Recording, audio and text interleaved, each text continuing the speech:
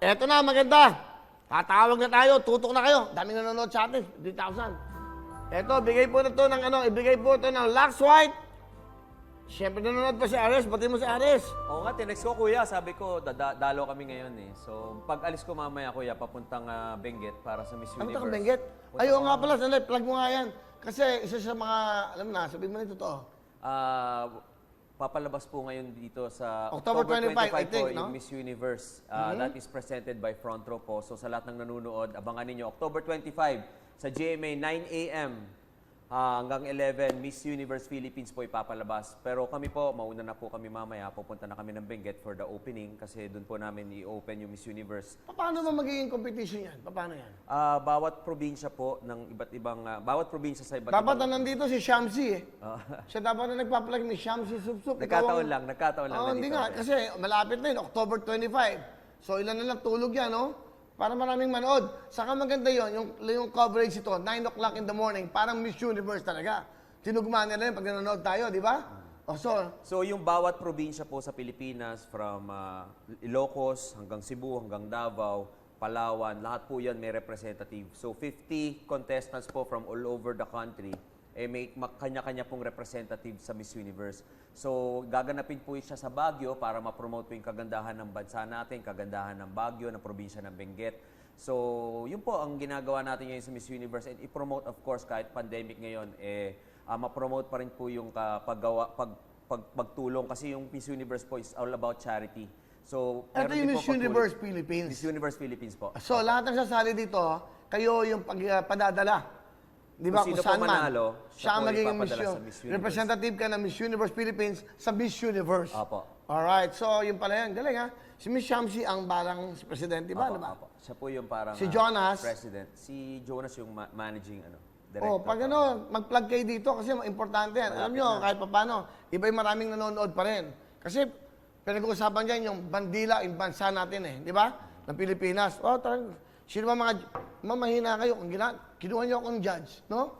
Virtual lang naman, virtual. Hindi, ako, pupunta ako doon mismo. Yeah. Ganon ako kano. So, sabi ni Kuya yun, ha? Yeah.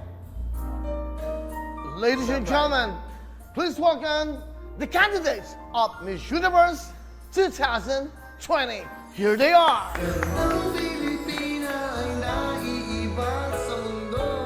And the winner is from Tibok.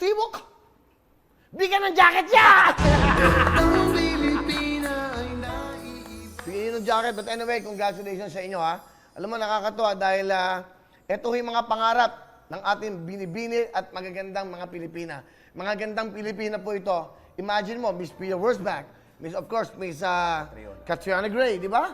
Pareho mo kinuha sa front row yan. Opo, parehong... Ganong katindi, pareho yung models yan, ha? So we have, of course, ang unang-una natin naging Miss Universe, 1967 ba? Alam ko ba? Yan yun. Si Miss Gloria Diaz. 69. 1969, ba? Alam mo ha? And then Miss Margie Moran.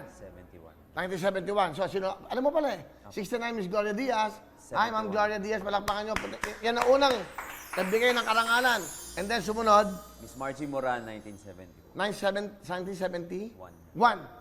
3 lang? 69, 3 taon lang? Actually, 2 taon lang eh. Di ba? And then, sumunod na, Pia. Pia na po. And then, Catriona. Marami tayong runner-up. So ano lang to? Virtual ba to? Paano ba? Zoom? Actually, first time ko lang din, kuya eh. So, doon ko malalaman. Pero... Kaya nga dapat si Miss Shamsi Sumsum ang mag-explain para maraming manood, Miss Shamsi. Kasi kung hindi alam ng tao, sayang. Walang manonood. Kailangan pinapaalam. Di ba? So, ganoon lang kasimple yan. The door is open sa lahat ng mga taga Miss Universe na gustong mag-vlog. Hanggang kailan pa to? Hanggang next week pa eh. 25 pa yan eh. Come. Ang mangyayari yata, kuya, mauna kasi kami bukas. Sa Benguet na kayo? Oo, sa Benguet. May bagyo ah. Baka si Shamsi tsaka si Jonas and ako mauna. Baka si RS maiwan. Sunod na lang siya sa finals. Baka siya na yung pwede mag-explain para ma-promote yung Miss Universe. Pwede. So, yung representative nyo ng Miss Universe, tignan naman ako ng music. Yan. Miss Universe Philippines. Eka nga. So, congratulations sa front row, RS, Mr. Sam, dahil sila ho ay isa sa mga mabigat na sponsor ng Miss Universe Philippines. Alright. Tutok na kayo. Hello everyone! kapuso, I'm Donita Knows. Nagustuhan niyo ba ang video na to? Marami pang hinanda para sa inyong lahat. Kaya mag-subscribe lang sa official YouTube channel ng Wawa Win. Don't forget to hit the bell button para lagi kayong updated. Mula